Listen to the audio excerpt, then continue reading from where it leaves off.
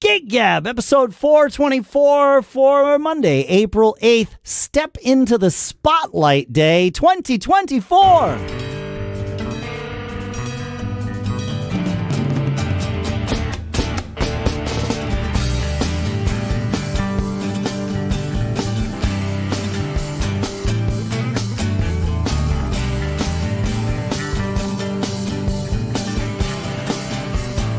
Greetings, folks, and welcome to Gig Gab, the show by, for, and about working musicians here, as usual, in Durham, New Hampshire, on not only Step into the Spotlight Day, but Eclipse Day, at least through many parts of North America here, and South America, and the rest of the planet, I suppose. I'm Dave Hamilton, and today we get to bring back someone who has been on the show before, someone who we've referenced on the show many times, as well as someone new. So Dave Cook from Area 52 Studios, and your intern for the moment, for a while, I don't know how long, Lewis Fawcett.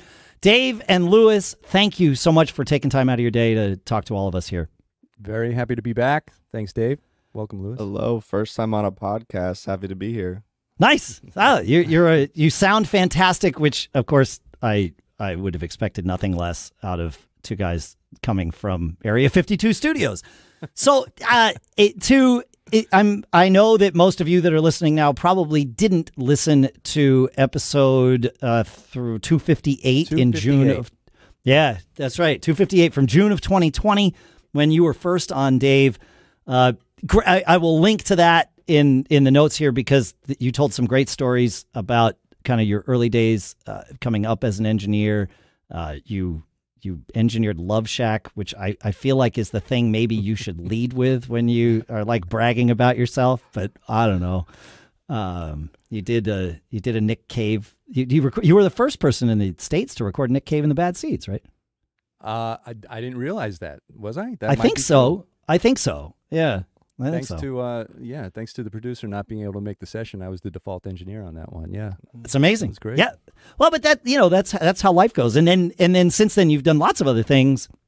You have your own studio in upstate New York called Area 52 Studios, and you and I most recently interacted, and for the first time in person, back in what was it? Late last year, I guess, when June. I think. Yeah, I guess it would have been middle of last year. That's right. Yeah, June, when I went to see Natalie Merchant, and you were mixing monitors for her. And thank you for that. We talked a lot about that on episode 383 that we recorded right after that. So let's start there because that's as good an entry point as anything, Dave and Lewis. There's some things I want to get Dave talking, and then. Yeah. I want to kind of pull you in here, Lewis, because you have an interesting perspective on the work that Dave does, and you also have an interesting backstory of your own too. But let's start. Like, what is that? Tell us what that kind of gig is like, where you're mixing monitors for. I mean, for anyone. I mean, obviously, Natalie Merchant is a someone with a mostly household name, but. Especially to those of us who grew up at a certain time. Names. The older household names. Yeah, that's right. Yes. But what, how do you approach a gig like that? That's very different than when someone shows up in the studio to record a record or record a song or something, right? Or is it, yeah. Yeah, well, this was the second tour I've done with her mixing monitors. And actually, it's the only tour that I've ever done mixing monitors. I usually mix front of house. Yeah. Got it. Yeah, okay. And, so I think you met George, our front of house engineer, George Cowan, on this tour. He's been doing front of house for her for many years as well, and I've been mixing with her or working with her for the last few decades. Yep. I think I met her first on a 10,000 Maniacs record that I was an assistant engineer on way back. Oh. Yeah. Is that where? Can you point to that moment and say this is where the evolution of getting this gig mixing monitors came from? Yeah. I mean, pretty much. So that was Blind Man Zoo that she did. They did at a studio called Dreamland Recording up here in my area, where I was the chief engineer for a bunch of years back in the 80s. So they came in to do the record, and I was the assistant engineer. I was the house engineer on that Sure. project. So I got to know her a little bit. I was also a fan at the time, which was great. It was awesome to work with them. But then as years went on, she lived in the area here, and I kind of just knew her to say hello. I would run into her every once in a while, see her at shows. And then cut to about maybe 15 years later, and I was doing sound at one of the local performing arts theaters at one of the colleges here. And she did a solo show there, just piano and vocal. So I took care of that, and again, we kind of reconnected and got to know each other. And she didn't even realize I was dabbling in live sound at the time. I say dabbling because I was dabbling at the time. Sure, yeah. So from that point, I think I did a couple of one-offs with her, and then the next thing I knew is I was getting a call from her manager that she's touring a new record, and they wanted to know if I was interested in mixing monitors for her because George was taking care of front of house for that. Yep. And the honest story is they couldn't meet my price. So okay. I couldn't do it. I said, I really can't do it for you guys. I would love to. This is through her manager. And they got someone else. And about 3 weeks, 2-3 weeks into the tour, I get a call saying, Dave, we kind of really want you on the tour. They were not having a good time. So it made me look great. Sure. It's always great when you can come. That's part of why I like being a sub sometimes is, you know, you're coming in to save people, right? Like they need you. So just by appearing in the building, breathing, you are already like your stock is way high. Now you have the opportunity to lower it at that point, but it's true. It's true.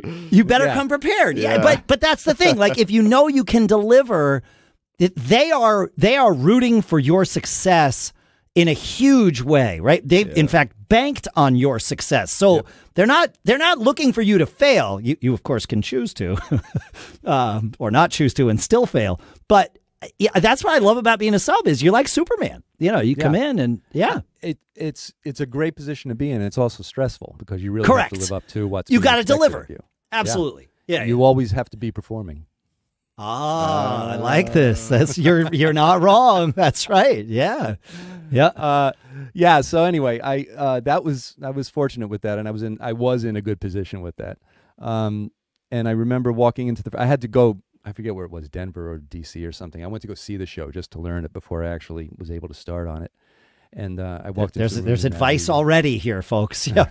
Prepare. Exactly. You know, we say always be performing. The Boy Scouts have their version. Always be prepared.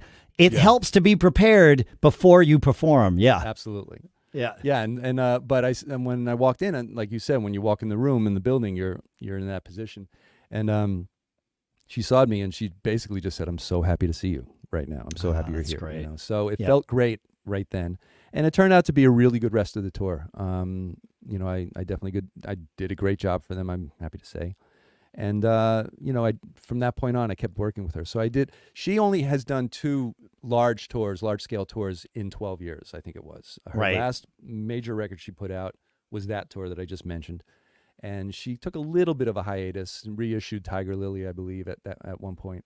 And then just put out this latest one, Keep Your Courage, which is a beautiful record. If anyone wants to listen to it, it's incredible. And that's what we've been touring. So anyway...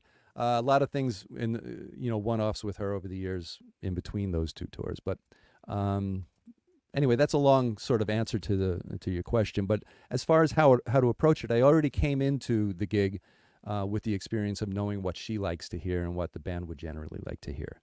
Okay. And just how the show runs, the kind of volume we need to deal with.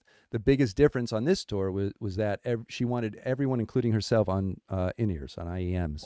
Oh, well, this is a thread that Louis, we're going to wait a minute to talk to you because we love in-ears here. I've been on, I think you and I have had this conversation. Yeah. And I've been on in-ears. I think I counted recently. It's 20 years. And that's no small feat as a weekend warrior, having to figure that out 20 years ago. Even figuring it out now, it's not the simplest path to head down. So I'm really curious, selfishly, self-interestedly. I'm told I'm not supposed to say selfish because that sounds negative, and this isn't negative at all. But I'm really curious what you've learned about mixing ears for somebody else, because I know I'm not doing it right for me, and I know all of us have a lot to learn. So Well, why do you say you're not doing it right? What's missing? Well, I don't know what's missing. That's the thing is, I guess why I say I'm not doing it right is I've never taken a lesson, right? I mean, I absorb everything I can. I do things like this, and I'm a little bit self-deprecating so that I make people feel comfortable to tell me all their things, even the things they think are stupid, because nothing's stupid. So that's why I say these things. But, I don't know. How do you start? How do you build a mix? I think maybe that's a good place to start, or maybe it's not. Yeah.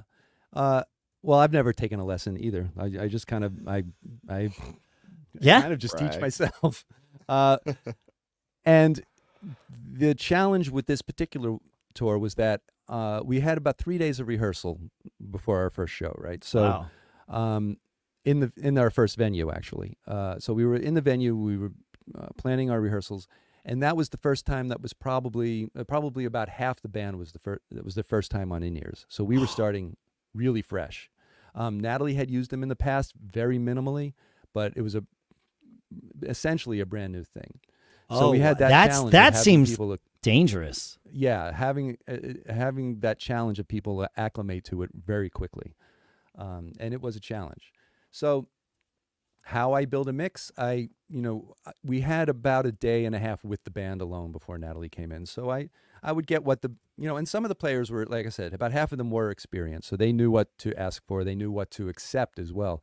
I feel, and I might get some pushback on from some other monitoring engineers, but I feel the monitor situation in a live gig, there's a lot of compromise that has to happen, I feel. You're not necessarily going to be listening or getting a great sounding mix. You're going to get what you need to do the gig. Maybe not all the time, but I think that there's a very big level of acceptance. That's true with wedges too. Yeah, particularly with wedges, especially with wedges, but but also true with in-ears. That it's expecting perfection will leave you falling short most of the time. There are those moments where it's like, oh my gosh, I felt like I was playing along with the record. This was amazing. Well, exactly. Right. And I'll get some of those comments every once in a while at the end of the night. They walk off stage, David sounded like a record up there, Yep. But it's not always like that. And I feel, maybe it's the way I do, but I feel that's a rarity when it's like it is a rarity. Everything clicks. Yes. The sound of the house, the way the band is kicking in, and just everything. Yeah, but I'll start the mix by trying to make it sound like a record, taking into account the stage volume, of electric guitars, for example. She doesn't really necessarily like to hear a lot of electric guitars in her ear. Okay. So the mix might sound, because she's getting a bunch on stage, the mix might sound really great, except there's no real guitar in it from my position. It's like, okay, well, it's lacking that. If I go out to her position, I'm getting a bunch of guitar. So you have to also adapt to that, what they're hearing, how they're feeling it on stage. Everyone's ears are different, of course. You have to sort of get to know how people hear. I know that our drummer actually, he lacks hearing low end, which is a very interesting thing. Oh, that's interesting. He told me, he's like, I'm just going to let you know. So I have to compensate in a very interesting way for him. That's pretty tricky, but so there are those things. You have to, as I said, you have to understand how people are hearing. You have to learn that. Yeah. And then then it's just a matter of working with them and giving them what they need. And they don't always know what they need either. The less experienced people don't know really what to ask for, and you have to kind of you have to understand and interpret what their needs are. So let's go into this a little bit, because I know there's a lot of folks that listen who are already on IEMs, and there's a lot of folks who want to be, and there's folks who have tried to and fallen off, and that's not uncommon. In fact, my guess is it's the most common thing is to try it, and it's, oh my God, it's so different. Well, yeah, so you get over the fact that it's different, then you try it again. It's like, well, I don't know what I need. And you go back because you got to play the gig. So when people don't know what they need, what do you give them? And the other way, the answer I'm looking for here, and asking you the question that way, is if I'm starting from scratch for myself, what should I give myself if I don't know what I need? I will have a couple of mics set up for the house to dial in some stage and house ambience into their ears. Okay.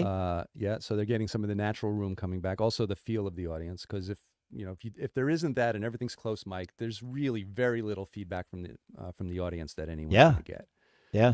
And I'll even tend to ride those mics up just in between tunes so that they don't always have that mush going on, So, and especially Natalie talks to the audience quite a bit. So she'll have to sometimes pull her ears out to hear what they're saying back to her. So Sure. I ride them up, in a creative way. She gets that. She gets that kind of feel. Use some effects, use some reverb to give you a little more dimension to it. Don't keep it bone dry. And I wish I had figured that out sooner than like 3 years ago. Yeah. Dude, I don't know why I never thought to do it.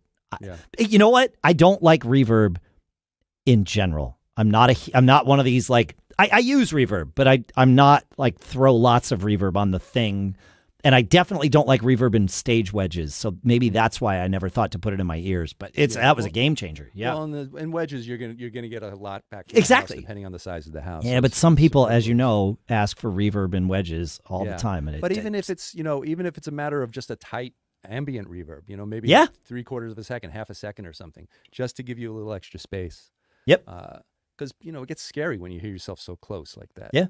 We're using reverb now, on the audio version of this show, and I've done this since the beginning because I know we're recording in different environments. We get our sound as tight as we can. Glue it together, right? And I use a little I pull in the reverb enough to where I hear it, and I drop it, 1 or 2 dB from there, and that's it. Yep. Great. Yep. Yeah, but that's basically it. It's a little bit of a challenge. Well, first of all, I have 10 mixes going on, so I'm doing 10 different mixes. I'm focusing mostly on her, of course, but I'm bouncing back and forth all night long. I'm on ears and I'm bouncing back and forth, just trying to make sure everyone's good. And again, for the more experienced players, they barely ask for anything all night long. Sure, I have them dialed in. They're happy. They know how to deal with it. But I derailed us a little bit here. I feel like getting excited about reverb. So you use ambient mics, you use reverb, but in terms of just a bass mix for someone in a rock band type setting with that instrumentation, do you mix it? If you're going to give someone a bass mix, do you mix it so that everything's kind of even and let them ask you to bring things up or down, or have you learned that there's certain instruments that you should start lower or higher because it's ears and it's different? I start with basically a good sounding mix. Okay. I make sure they have a bunch of kick and snare so that they're in time. Yeah. Okay. And anything they need to really pitch to, with her, it's going to be piano mostly. Okay. And then, maybe pan things to give them that perspective. So if they're looking out at the house and the piano's over here, kind of keep it on the right. The thing with that is that if she turns around, then the piano switches positions. So it's still on her right. Yeah, exactly. Right. Yep. But just things like that. Just start with a good sounding mix that you think is a decent sounding mix. Sort of knowing what they want to hear. I won't build a mix for her with a bunch of electric guitars. Sure. She doesn't want to hear that. Yeah. That kind of thing. Yeah. Yeah. And are you how loud is her stage? And are there any wedges just to give the stage some vocals or what have you? Because if everybody's on ears, you probably wouldn't have vocals being amplified on stage unless you intentionally did that. Yeah. So in this situation with her, I have 2 wedges downstage for her, more or less as a backup or just a confidence. Okay. Yep. Mono mix, 2 wedges. And then we run a couple of side fills. And you for do. That, I'll put, a couple. They're just on the just on the on the wings. Proscenium. Yeah. Yep. And I'll put some strings in there just to give that a little more of a just to fill the stage a little bit. Okay. Yeah. And the stage volume is relatively quiet. You saw the show. I think you could probably tell that it's generally quiet most of the time. Oh, it was like, and we had great seats because you got us tickets, of course. But where we were maybe 12 rows back in the orchestra, and I didn't wear earplugs, and I'm obsessed with wearing earplugs. Right. But at that point in the house, we weren't much above 80 dB. Like we it might have. I'd have to look at my notes because I did take some notes on that. But I think we were between like 75 and 82 dB, which means people couldn't have a conversation while the show was going on. Like this show was meant to be listened to, not raucous and a party, right? And like I don't say that. Well, until the encores. Yeah, but you know what? For the encores, you guys were up pushing almost 90 dB. Yeah. Like George knew what he was doing out there, obviously. Yeah. Yep. Yeah. Yeah. All in all, though, it's a great gig. I love it. We're going back out in May. We're going to hit the West Coast. Nice. And then we go out again late June, and we're going to do some shows down south. And actually, is it the same band? Do you get to work with the same people? Same band. We have her background singer has swapped, so we have a new singer. That's it. And then the shows down south we're doing with orchestra. So a bunch of them that we did last year, we had anywhere from 25 to 45 piece orchestra. Amazing. That's a whole different ball of wax. Yeah. All right, Louis, we've let you be quiet for a minute here. And of course, Dave, at least in this episode, we haven't talked too much about your studio experience, but Louis, tell us what you're doing there with Dave at Area 52. How long have you been an intern there, and you know, how has that been going? Well, you know, I make the coffee and I organize the mic stands and he I makes vacuum. Excellent coffee, by the way. I was very impressed. Oh, thank you, Dave. But yeah, you know, it's actually been really convenient, the kind of sessions we've had recently. Just today we had a low, like a not very high pressure session. Okay. Which really gave me a chance to get behind the rig, or get on Pro Tools. I've usually used Logic, so I'm getting used to Pro Tools and really liking it. Okay. Just a low pressure environment for me to like run a session. Yep. You know, without a client that's paying and being like, what is this jackass doing on this? Sure. Yeah, of course. Yeah. So yeah, at home I just have Logic on my laptop and I have a couple mics and I like get under a blanket for sound dampening or whatever. So there's nothing wrong with really that. Fun. Yeah, nothing wrong with that, but it's also really important to know what it's like to perform in the real thing. In a room. And, yes. Yeah, that's been the greatest. So you're going to school for this somewhere, right? You're undergrad, or is that right? Yeah, undergrad. I'm a sophomore. I go to Cornell College. Got it. Which is not the one in New York. It's in Iowa, which is in Mount Vernon, which is not the one in New York. It's the one in Iowa. The other Mount Vernon. the other Cornell. And the other Cornell. All my we have this classmate with all my class. We have this conversation with all my classmates where they're like, "Yeah, everyone," and then, "Oh, I go to Cornell." Oh, wow, not that Cornell. But yeah. I'm out here for college credit. Yeah. That's fantastic. And so, obviously, you came into this with some knowledge, some things that you've learned, and even some practical experience on your own.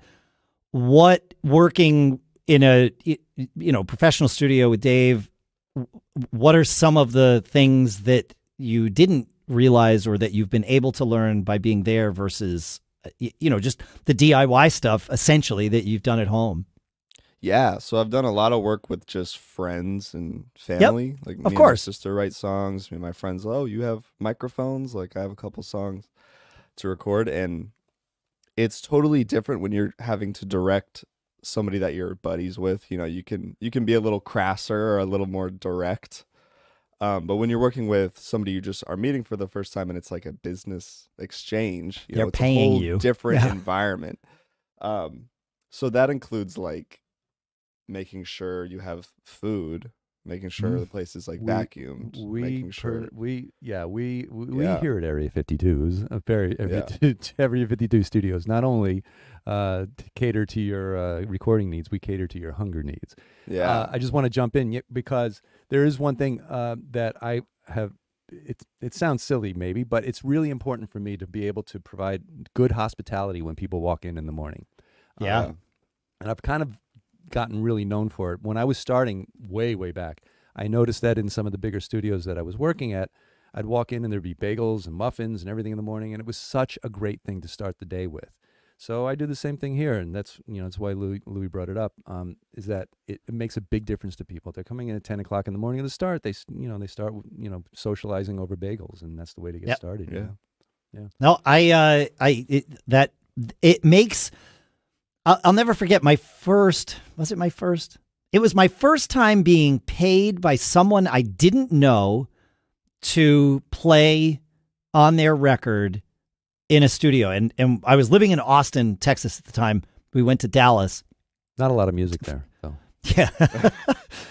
We went to, we rehearsed it actually at my house in Austin, but then the studio that she did this record at was in Dallas. She paid for hotel rooms for all of us. Like this, it was like, and this money meant a lot to her. She didn't have like a huge budget or anything. So I knew that every dollar that she was spending, including the time that we spent in the studio, mattered to her.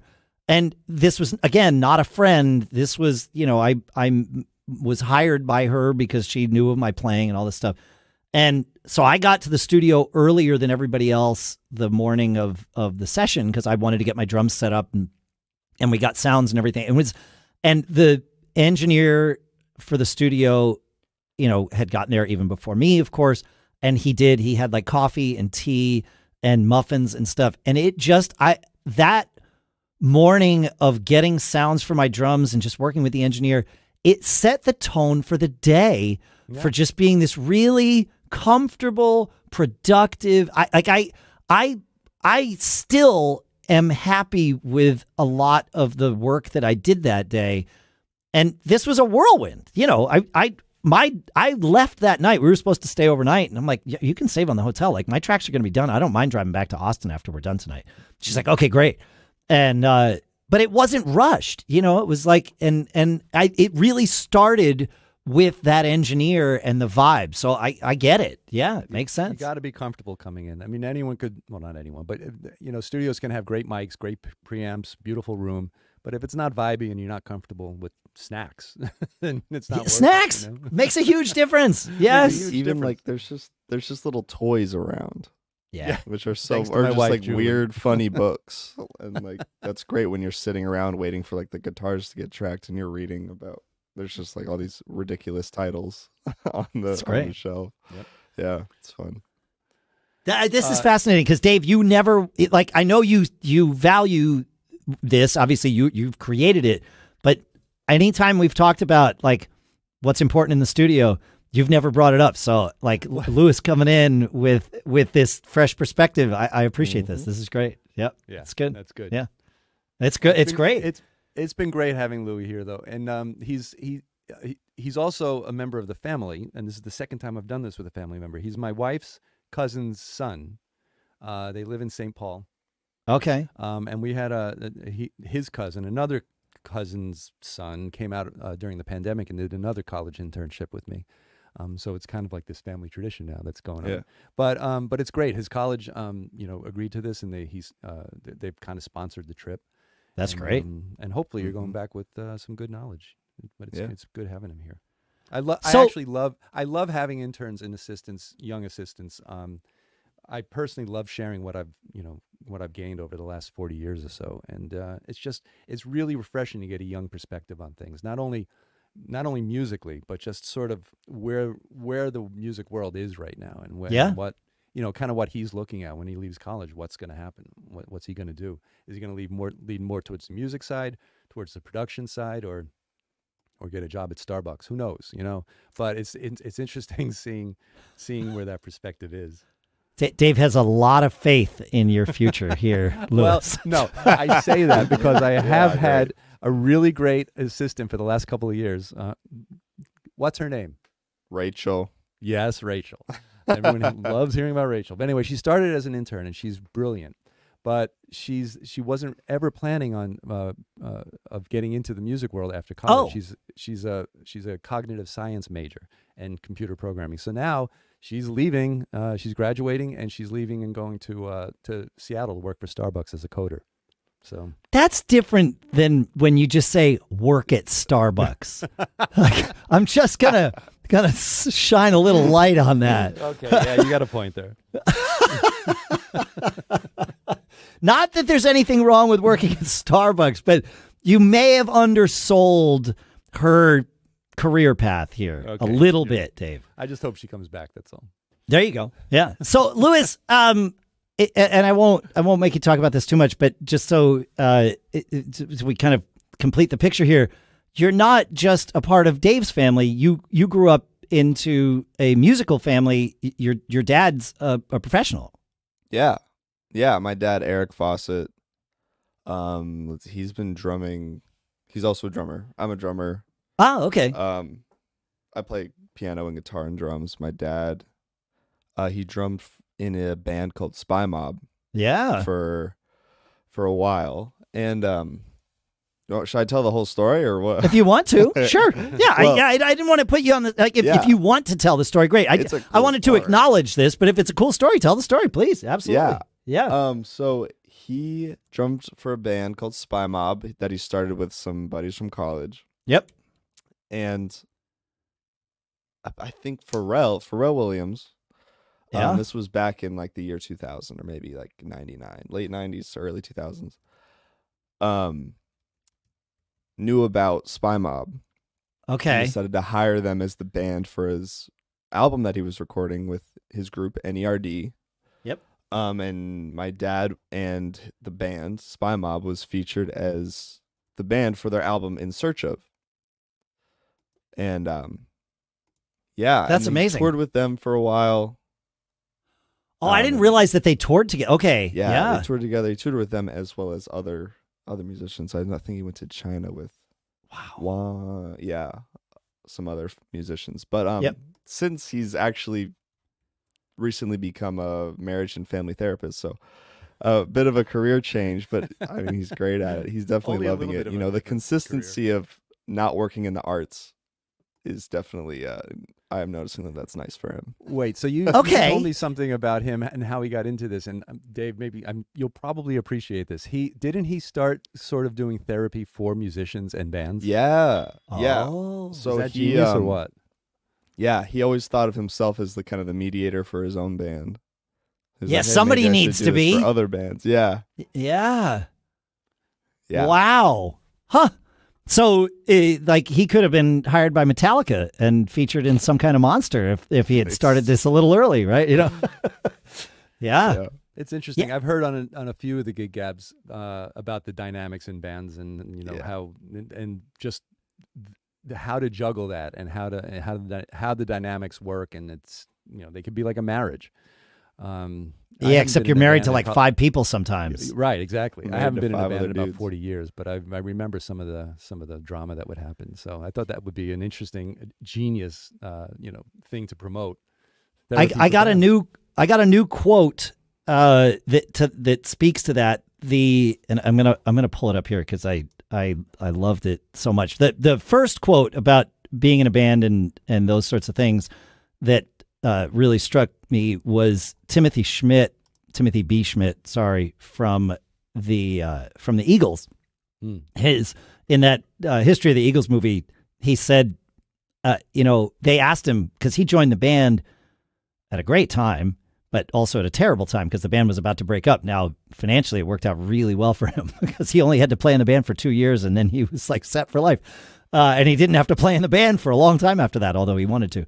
But they asked him, what's you join this band and then suddenly, it's falling apart. And he's like, oh, well, classic like bass player, steady Eddie kind of thing. He's like, well, every band is on the verge of breaking up at all times. And it's like, well, yeah, that is true. Like, and I was at South by Southwest recently. I saw the movie about the Black Keys. They did a documentary about the Black Keys. Great movie. Great movie for people that are into the dynamics of a band. Super boring, evidently, for people that just went to like see a movie about a band whose name they knew, right? Like, because it's really about these rock concert footage or whatever. Yeah, I mean, there was some rock concert footage, like there was that, but it was a lot about how these guys basically have not broken up for, you know, the duration of their career. And Pat, I can't remember his last name. Gosh, I should have prepared better for this. But anyway, the drummer in the Black Keys, there's only two guys, said, this was during the Q&A, the first rule when you have a band is don't break up the band. That's the only rule. And I thought, what a great quote. I grabbed my phone and I, like, you know, tapped it out on the phone or whatever. But like that's the point, is, you know, keep the band going and then worry about all the other things. You were talking about, I guess it was the last episode you were talking about that, and the what you knew about the dynamics with the Eagles and the Stones and how no one talks to each other and spends any time together. Right. I guess I can see that. I mean, just because you're working, I mean, people that work in an office for 30 years, they don't necessarily hang out with each other at all. So what's the difference, really? It's right. I mean, the difference is that when you're in a band, you wind up spending, 24 hours a day with these people. If you go on the road, especially, in the early days, like that, but otherwise you're just people that chose to work together on this other thing. But you wind up, it's tough, man. Yeah. So, all right. Did we interrupt your story about your dad, Lewis? I think I got to the end of that. But okay, good. Yeah, I thought you did. I just wanted to make sure. Yeah, okay. Because now that we're talking about being on the road, Dave, you spend some time on the road. Yeah. And the road is, I guess the best way I can sum up what it's like being on the road is to share what the bass player in Hypnotic Clambake said to me. He's like, "Oh yeah, the only thing worse than being on the road is being at home." Because you miss the road. He's like, "Here's what's going to happen. You're on tour. We've been on tour for 2 or 3 months or whatever, living in a school bus. You start to learn a lot about each other, and I'm being kind. You wind up getting on each other's nerves, and hopefully you learn how to get on each other's nerves, and hopefully you learn how not to, right? And how to navigate that. But it's work trying to, the 22 hours of the day that you're not playing the gig are definitely the work part of this, just keeping the band together. Right. And, Chris told me, Chris Q, the bass player at the time in the Clambake, was like, "Yeah, man, you're so happy at the end of the tour to go home. And you're happy the first day that you're home. And then the next day is when you wonder, so when am I going on the road again?" Like, you miss it. He's like, you will miss it. He's like, you don't believe me when I'm telling you this. He's like, but trust me, in 48 hours, you will miss this. Well, there are many levels to that. Yeah. First of all, when you come home, and you're looking for your envelope of per diem, or you're wondering when the catering's being delivered, and you're asking your wife who's going to do the laundry, that doesn't go over too well. But those are you do kind of have an acclimation period to go through when you come back home. Yep. Especially if you're married and you have a family, because if you're gone for any length of time, they have their routine that they have also gotten into with you gone. Yes. And I got to say, I've been very fortunate that the tours I've been on have been pretty cushy, and we're really taken care of. And we didn't have a per diem in the Clambake. We had a per month, and and you spend it wisely, and we had to do our own laundry when we were lucky to be able to do it. Right. Yeah. But still, like it's still you get into a fairly cushy routine. Yeah, you get into a rhythm, and so to your point, so does your family. Yeah, right, exactly. So and you almost have, and I've been guilty of this. I come home and I have expectations in a way, where I want to be welcomed and I want people to miss me and and pay attention to me. But it doesn't always happen that way, because like I said, they're in their world and they've had to adjust their world because of me not being around. Yes, so that's a delicate. It's your fault they are in this world. Exactly. And as far as missing it and wanting to get back out again, I love being home, and because also I have the studio, and the road is not my only work. So when I'm home, I'm also working here, and it's great,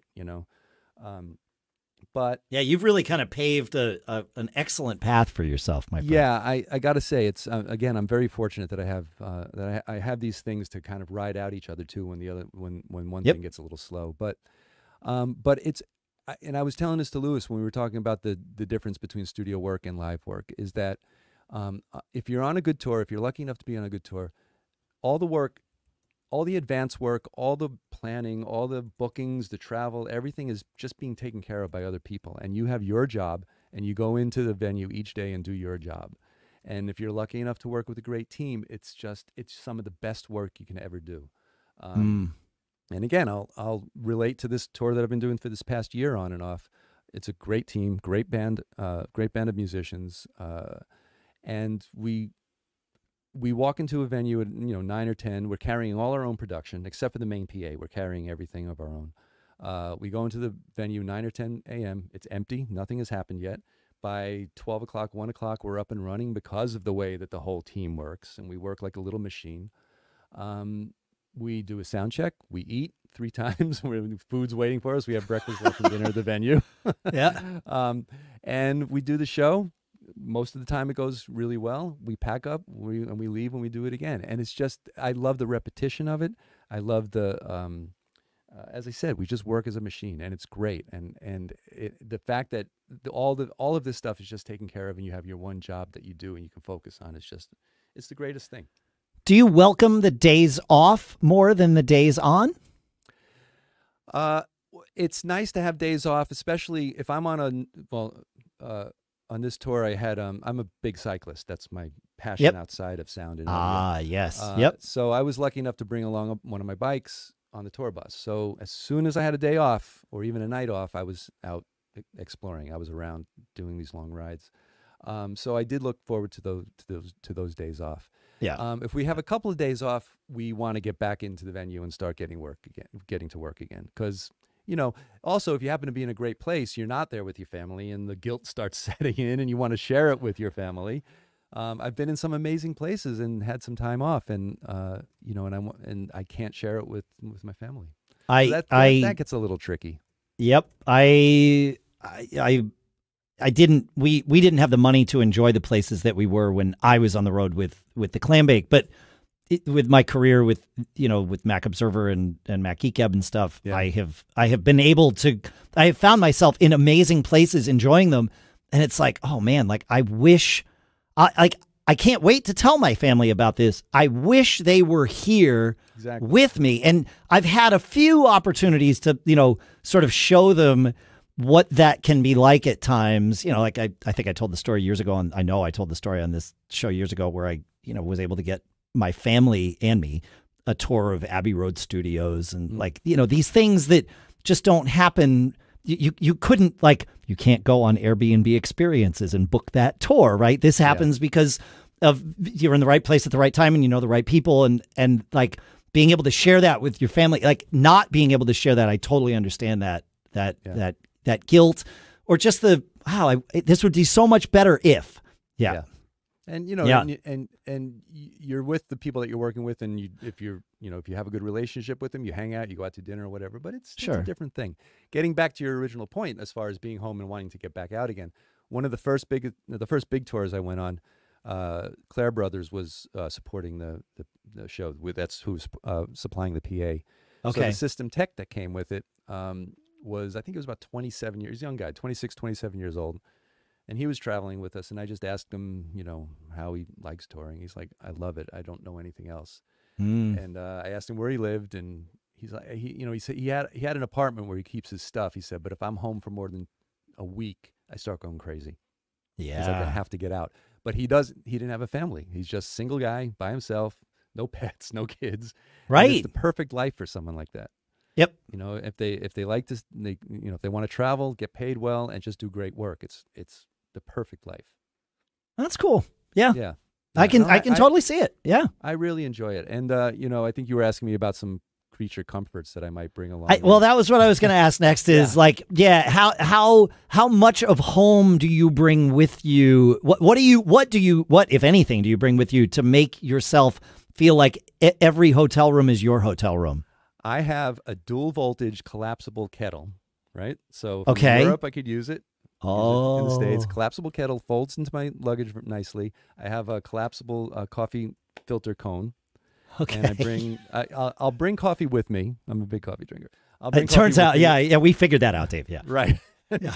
And whatever cities I'm in, I'll buy some of the local roasters coffee. So that's a Okay. big thing. So that way, no matter where I am, whether I'm on the bus or I'm in the hotel room, I could start my day with my coffee, not some crappy hotel coffee. And Yeah, as but I also said, you're like you're bringing your rig, so you have your ritual too, Yeah, right? Like of exactly. making coffee your way, even when you're incorporating a local element of like, you know, some local roaster or whatever. You're Exactly. still, you have your routine. Yeah. Exactly. And you know, and as I said, I bring a bike along, which is great. So those are my comforts and my home things that I carry with me. And it makes a big difference. That Along I with can some of my favorite microphones, but yeah. All right, well, let's get nerdy. What are some of your favorite microphones? you said it. This is Well- important. This is like, these are things that matter to all of us, whether we're weekend warriors or out on the road with Natalie Merchant. Like, Okay, you so know. here's my tip for relatively inexpensive microphones. I saw a Facebook ad come up for Roswell Pro Audio. Have you seen this company? No. If I'm not mistaken, they're handmade here in the States. I think one guy. I think it's a very, very small company with some Chinese parts, right? Okay. And I purchased. I was looking for something not crazy expensive that I wanted to try on my. Yeah, here we go. That I wanted to try on my piano, and that's what I bought. I bought a pair of the K47s. Okay. I think they're about $800 for a pair. They come in a nice Really? case, nice little shock mounts. Oh, Yeah. and I assume based on both the name and the way that it looks, for those of you watching the video, we can see them here, that it's a U47-ish clone. That's kind of what they're modeling it after. Ish. Yeah, right. Okay. $389 a piece. That, I mean, okay. That's a I've good been price. really, really happy with these mics, and no, I'm not endorsing them, and they're not a sponsor. Right. No. Yeah. That's, yeah. They're my go-to piano, mics. I put them through a couple of Vintech 473 preamps, and I have loved them. Right now, I have them on as overheads on the drums, and they also do a great job for that. Oh, So really? that's a tip for those. Those are my latest, cheap, relatively cheap, inexpensive, really nice mics, and they feel like they're built beautifully. My favorite great. mic I think I have is my Royer SF24, if you want to call that one up. That's a Okay. serious microphone. It's a stereo ribbon, active ribbon. Oh, wow. Yeah. And will you tour with a ribbon mic these days? No, I mean, I might take, I have one of their 122Rs, their mono mics. Okay. That I might take out for certain things. It wasn't necessary on this particular tour, but I've taken Got it it. out in the past. This one will stay in the studio. I won't carry this one. Okay. And I've been told that I need to evolve my thinking on this, but I'll start with it. My thoughts about ribbon mics are that they are super fragile, and you would never want to bring them on the road. But I'm told that's not true anymore. Is that right? No, not with the modern ribbon mics. And, Yeah, and okay. also, traditionally with ribbon mics, you would never put phantom on them because you'd blow them up. You'd blow them up. Yeah. Yeah, but with the newer companies, they're making active ribbons. So the Royer, this particular one is an active ribbon. Really? The 122R is active. And they also make a tube stereo ribbon, a tube version of the SF24 as well. I forget the model number, but Okay. yeah. I assume these aren't as competitively priced as the Roswell Pro Audio mics. No, Would that be I correct? think Okay. I think the 122 there, I think they're retailing for somewhere around 1,800 or something. Okay. Yeah, the SF24 is well up there in the mid. Yeah, it's up there. Okay. All right. But that's Yeah, a great mic. The first time I heard one of these, I used to tour with Laurie Anderson, front of house. Was her front of house engineer. Oh. And her husband was Lou Reed. And he used to come out with us on the road every once in a while, but he would carry the tube version of that, and he would just have me set it up as a as a room mic to record just the sound of the hall, and this like $6,000 mic or whatever. I was like, put this up, just record this. Yeah. And I listened back to one of the recordings, and it was amazing. So it was obviously a unique Really? situation to try that mic in, but that's how I Yes. became familiar with it. And then I had an artist come in. He was a South African guitarist, and he had an endorsement with Royer, and he requested that that we get one of these mics. So he had the company send one to us to use for the session, and I fell in love with it. So I talked to them, and they cut me a deal. And yep. And like that's what I've been in the using. studio? What do you find yourself using the SF-24 for? So many things. Oh. It's a unique sound for sure. Okay. I'll use it on piano, but I'll definitely blend it with a pair of condensers because it's a darker, warmer sound to begin with. But the stereo imaging is amazing on it. Really? Yeah. And I've used it for overheads quite a bit. I'll just drop it right in the middle of the drums, and again, the imaging Like is aiming beautiful. straight down over the drums, or Well, sort of, like this. If I like had it flat, in my hand, I flat. could show you. Yeah, flat. Yeah. Flat. That's a like side entry. side. Yeah. Oh, interesting. Huh. Room mic for electric guitars sound amazing. It's just beautiful microphone. Beautiful, Interesting. really So beautiful. okay. So you're using it as that room, or ambient is the wrong term, but to capture more of the essence of something. Certainly not a close mic scenario. This would be to pick up the picture of something that Yeah, you and I might then have used- also augment. Yeah, and I've used it close micing acoustic guitars, some other stringed instruments. But because it's a dedicated stereo capsule, I tend to pull it back a little bit and get some distance on it and get that wide image. Huh. All right. Yeah. So Louis, Beautiful.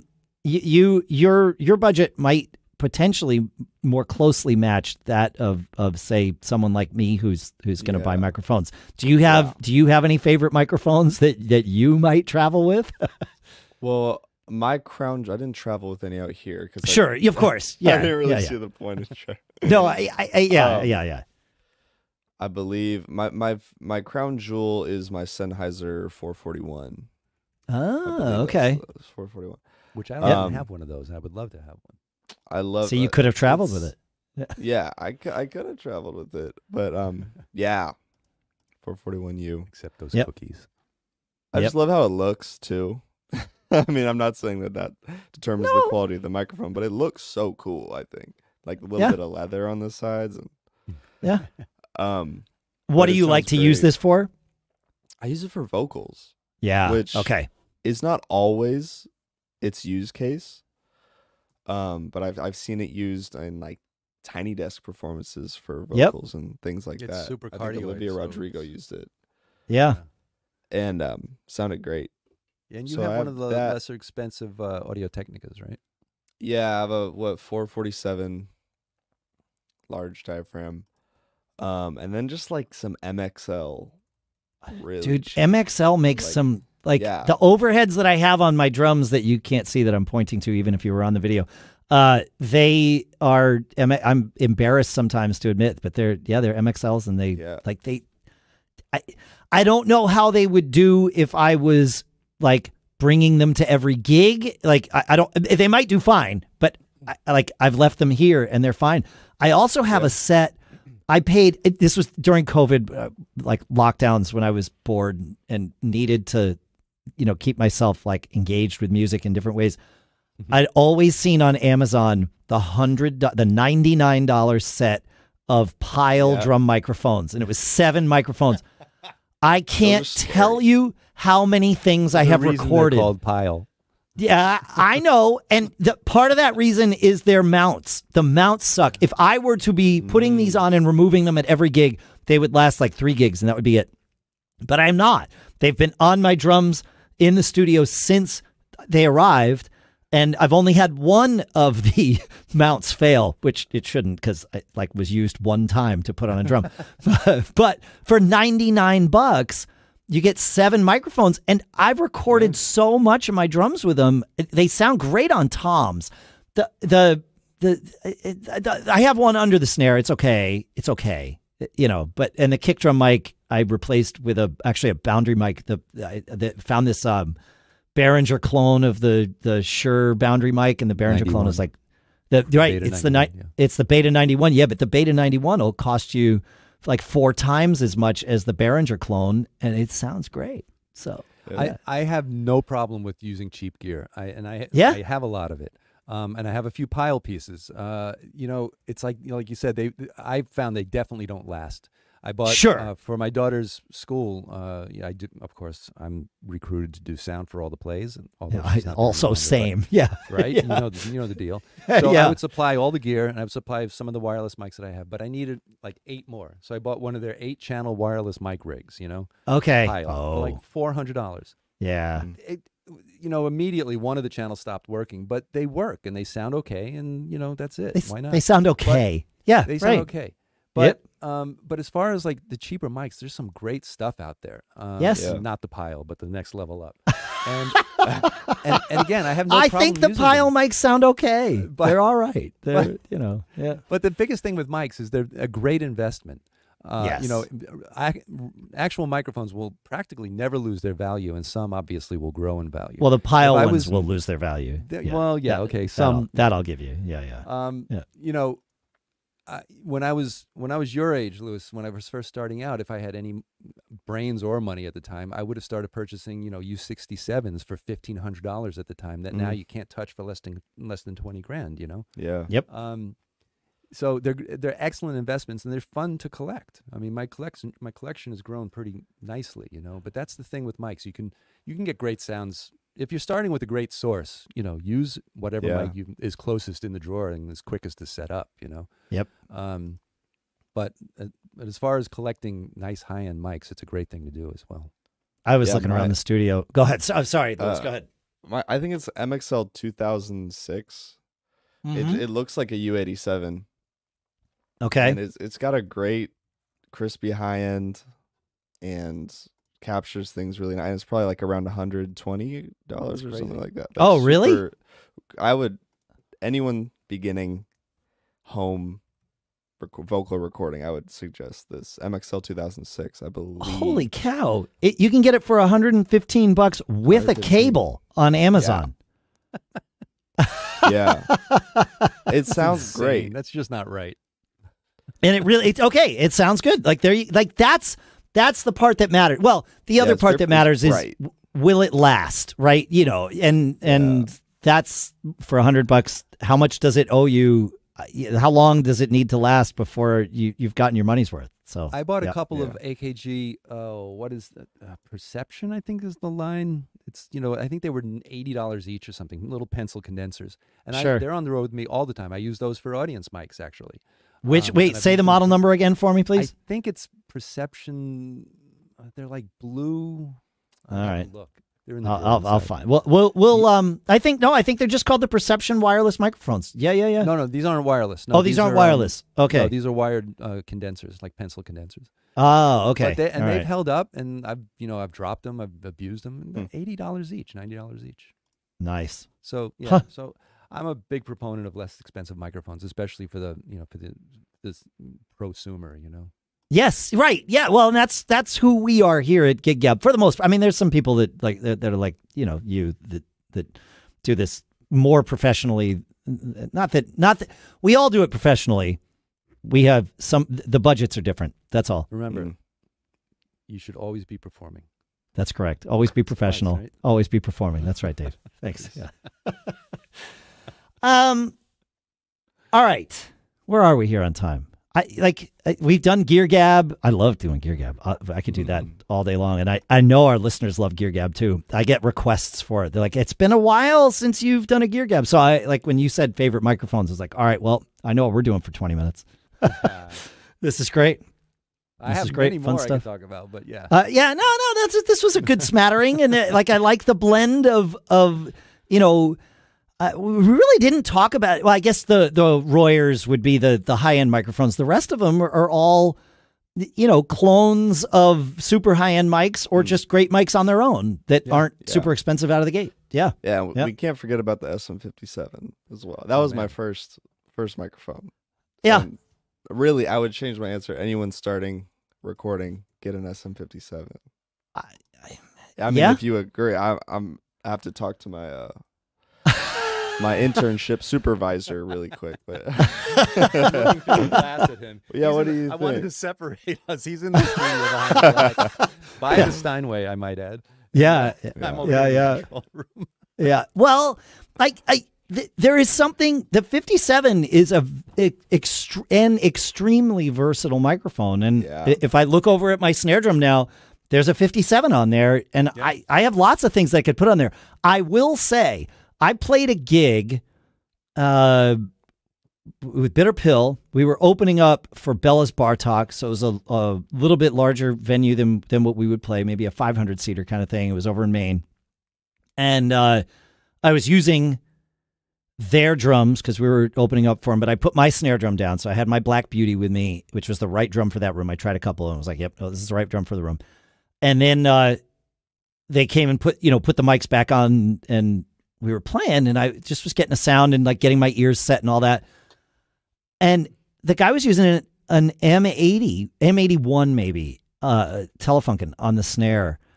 And I went up to him, I'm like, "What processing are you doing on that mic?" Because it sounds like it's the same snare drum I played last night, same drum kit I played, because we played with him 2 nights in a row in 2 different venues. Like, everything's the same ears, same guy, same sticks. But my snare sounds friggin' amazing. So, like, what are you doing? And he's like, "I put an M81 on it." And I'm like, "What?" He's like, "Nobody thinks to use this mic on a snare drum." He's like, "It is my favorite. It picks up everything about the drum in the best way." Like, I don't like singing into an M80. It's not my thing. It's great. It works great. They're great microphones for vocals. I just don't like them for the way I sing and my voice and stuff. But I mean, I'll do it. Like, if an engineer says please, I'll say sure. But it's great on the snare drum. I was blown away. Yep. What do you use for vocals?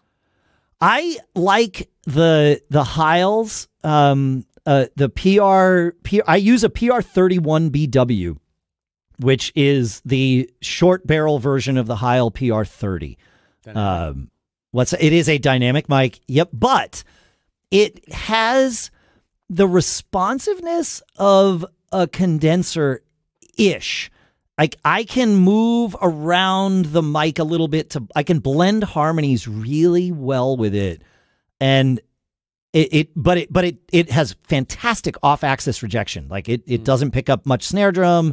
All of that. I mean, if there's a brick wall behind me, then it obviously picks up snare drum because it's going to bounce off the wall. But otherwise, it works well for my voice. So yeah, I'm a big fan of the Heil mics. I started with the PR20 and then kind of moved up from there. But I used to use a PR40 for podcasting until Earthworks. I swore I would never use a condenser mic for podcast/broadcast work because it's just not what it's built for. And the folks at Earthworks are like, "Just try this." It sounds no pressure. Really good. I know it. The thing was, after 15 years of using a Heil PR40, I put this mic up and it sounded like me, and it was like, "Oh, okay, they're right." Like, but it's got a little more sparkle to it. So as we're speaking about this, I'm thinking to the early days of the Mac Geek Gab when I started listening to you and the quality of the audio that you guys the quality that everyone had. But like, when we started, we were both on 58s, and it was fine. And then Behringer reached out, and they had this podcast kit that had a FireWire interface, which I wound up using until about 5 years ago. Like, this interface was great. And it had a little, like, an outboard mixer maybe, and then it had the Behringer C1, which was this awful condenser microphone. I've seen those. And you probably started listening during the 5-week period when we were on the C1s. I listen back to some of those episodes now, and it's like, I want to remix this. Like, this is awful. Yeah, it was terrible. So harsh. Oh, God, and so much room noise. Oh. I've been known to email a lot of podcasters and complain about their audio. I'm that guy. And, that's great. I've gotten some good response from it. And one particular, I listen to a lot of cycling podcasts as well. And, sure. Cycling. Those guys have no idea about tech, but but some of them have really taken it to heart, and they've taken some suggestions of mine and really improved. That's but great. My biggest complaint about some podcasters is when they're speaking off the mic like this. And What are you talking about? What do you mean? Exactly. I don't understand. And yeah, and especially if they're in a live room, it drives me nuts. And Right, then the master right, that they yeah. put out is not optimized, and it's just so quiet, and I can't get it loud enough in the car, and blah blah blah blah blah. Yep. And get off my lawn. Well, no, I mean, I had Dallas Taylor. We had Dallas Taylor from 20,000 Hertz here on Gig Gab a few weeks ago, Right. And we were talking about, our obsession with audio quality. Of course, we both approach it. We get to that point very differently. He spends like 300 hours producing his show after he finishes recording, so it's a little different here. But his point, which I really liked, and I'm starting to adopt this phrase, and eventually I'll just stop crediting Dallas for it. But it's about respecting your audience. Listen, and that's true if you're a podcaster. It's true if you're a recording engineer. It's true if you're a musician on stage, in the studio. It doesn't matter. It's, think about what the experience is going to be for your audience when they are consuming whatever it is you are creating. And I know we don't like the consumer creator words, but for efficiency, please, folks, bear with me, right? That makes sense. What is that experience like to take in your art, to take in your work? And one great way to do that, now you can't do this live, of course, you can approximate it live, but with a podcast or with recording studio, you go listen in lots of different places to the work that you're about to release, and you decide, is this what I want my people to hear? And sometimes you'll answer yourself no, and then it means you have to do a whole lot more work again. Right. That's the hard part. Similar to that, I give a lot of trainings so part of my work is I do some design and installation of sound systems for schools and small performing arts centers and stuff. But mostly what I'll do is I'll give the trainings to the staff on how to use the system. So, and a lot of it is mixing 101. So one thing I really try to drive home to these people is, even if you're brand new at it, as you're trying to get your mix together, aside from the tech side of it, just listen to the mix, listen to what's happening, and put yourself in the audience. Think of yourself as an audience member. If you're sitting in the audience watching this show, what would you say about it? Are the vocals too loud? Are they too quiet? Is it too harsh? Yeah, what would your criticism be? Right, yeah. What would you do? Because they get so wrapped up in the tech end of it, and they're looking at the console, and they're not even listening. They're listening with their eyes at the console. So it's similar to what you were just saying, as far as respecting your audience and kind of listening to what they would be listening to. Yes, listen, and as best you can, and it's impossible to be truly objective with work you've created, but as best you can, try and think about, all right, what's this going to be like for someone who's not me and knows nothing coming in? Are they going to like this? Is this going to sound okay? Yeah. Yeah. I started back during the pandemic when things were a little slower. I also started 6 episodes of my own podcast, and it was a blast to do, but I was pretty happy with it. Of course, I wanted it to sound great. And of course, I incorporated some music into it, of course, and some live stuff in the studio.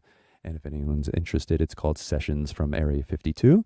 But like I said, I did. I'll link to that in the show notes here, folks. Yeah, thank you very much, Dave. Of course. And I would love to continue it, but it's just I found it to be a lot of work, and of course there was no money, so I had to balance it with working and making money as well. Right. But I did take that pride in how it would sound, and I put a lot of effort into making sure that it would, in a lot in post. I did spend a lot of time editing as well. Yeah. I'm very happy with the results. Yeah. And I like, there's nothing, you folks, listeners don't hear this. Well, sometimes you do. I say I'm a lazy podcaster to everyone that comes on the show, and it's really just to explain that we record live and I don't spend a lot of time mixing. But that's also born of a respect for you, the audience, because I know you, I am super thankful that you are subscribed and you listen. And therefore, I want to be consistent in my delivery of these episodes. I want them to come out every Monday.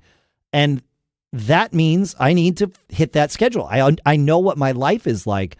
If I gave myself permission to edit after I finished the show and like mix the whole thing after the fact, as opposed to doing it live, it might take, I'm a perfectionist. I would take 3 or 4 days or more, and I would never make it out because I have too many other things that I do that consume my life.